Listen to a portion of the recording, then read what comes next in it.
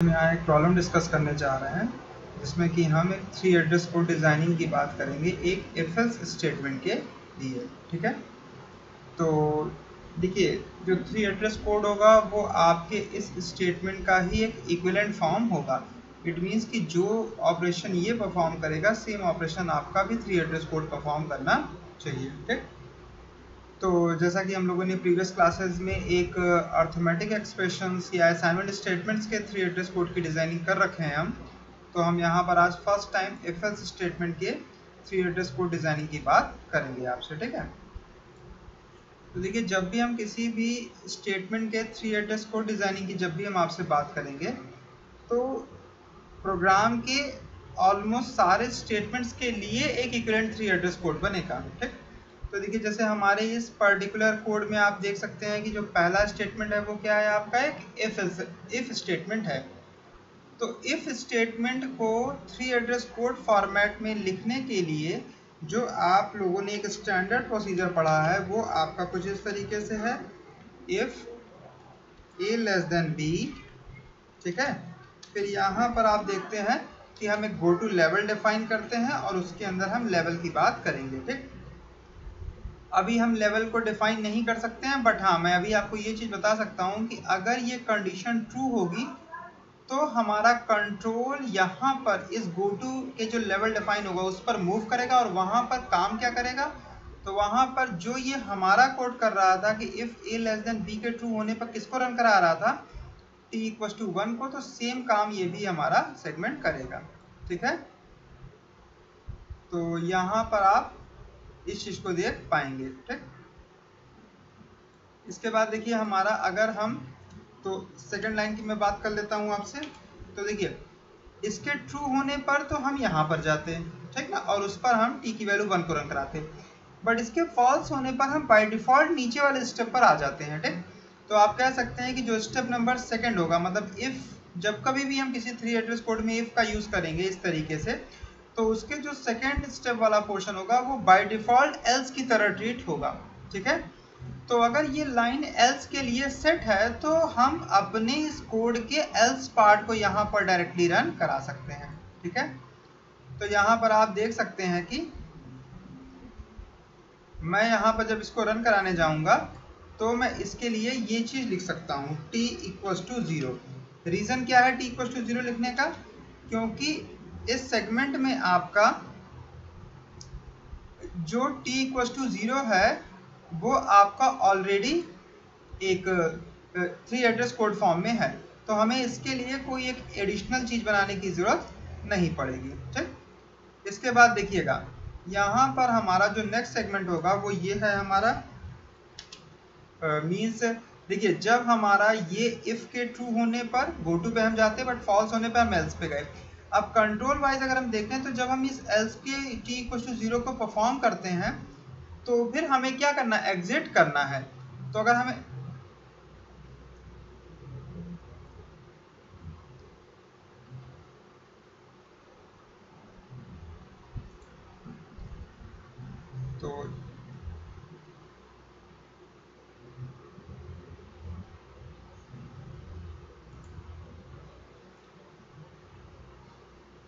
तो यहाँ पर हम डिस्कस करने जा रहे हैं 3 address coding technique for if else statement, मतलब कि एक कंडीशनल स्टेटमेंट के लिए आप 3 एड्रेस कोडिंग कैसे करेंगे। ठीक है ना, तो इसको एक्सप्लेन करने के लिए देखिए मैंने एक एग्जांपल ले रखा है और इसी के हम 3 एड्रेस कोड डिज़ाइनिंग की हम आपसे बात आज करेंगे। ठीक है, तो देखिए जब हम इसके 3 एड्रेस कोड डिज़ाइनिंग की बात करेंगे तो सबसे पहले हम इस कंडीशनल स्टेटमेंट के थोड़ा मूवमेंट्स को डिस्कस कर लेते हैं। देखिए ऐसे कोड जब भी रन होंगे तो सबसे पहले हमारा कंट्रोल a और लेस देन b को चेक करेगा।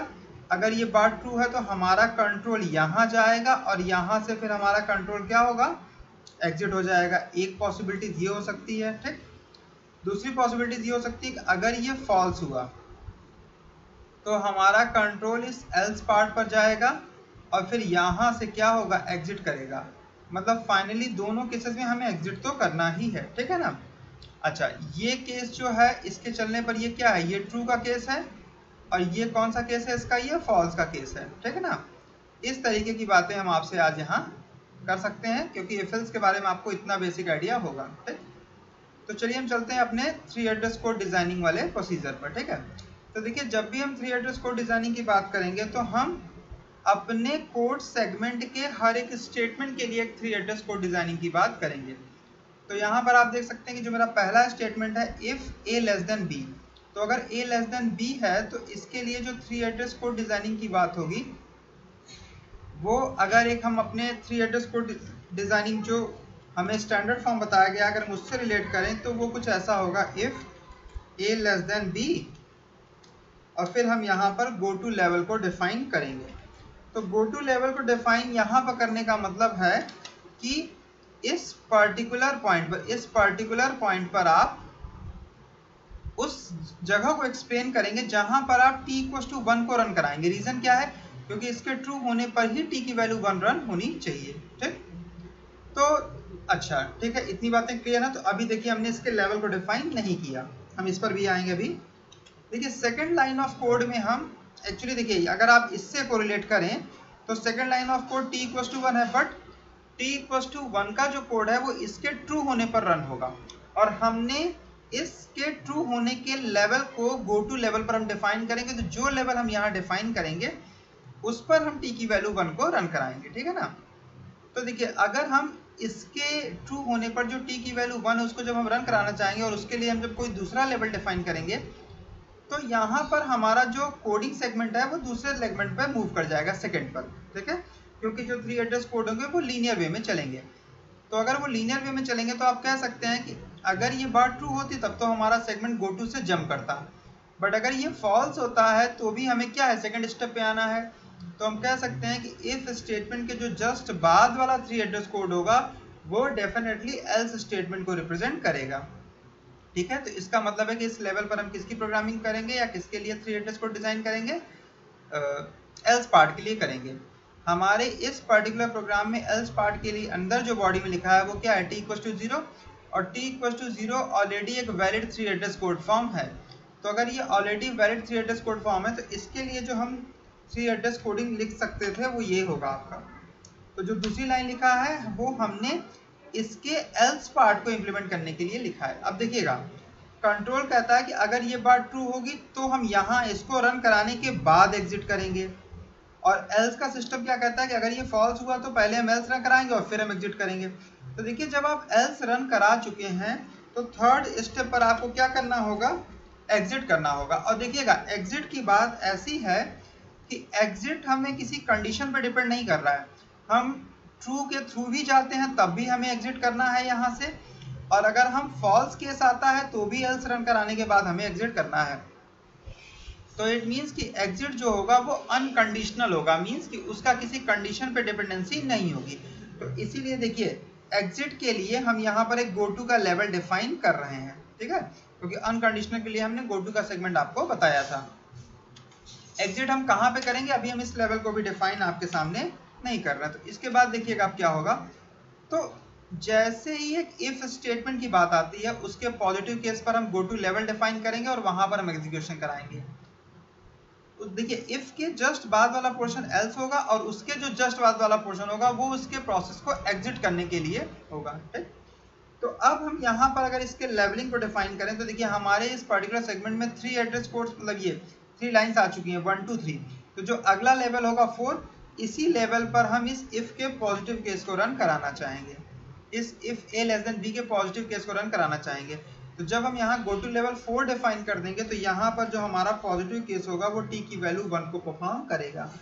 ठीक है, और ये ऑलरेडी एक 3 एड्रेस कोड फॉर्म है तो हम इसी की बात यहाँ पर कर रहे हैं। ठीक है, इसके बाद हमारा टास्क यहाँ पर भी यही था कि t की वैल्यू 1 से हमें क्या करना है, डायरेक्टली एग्जिट करना है।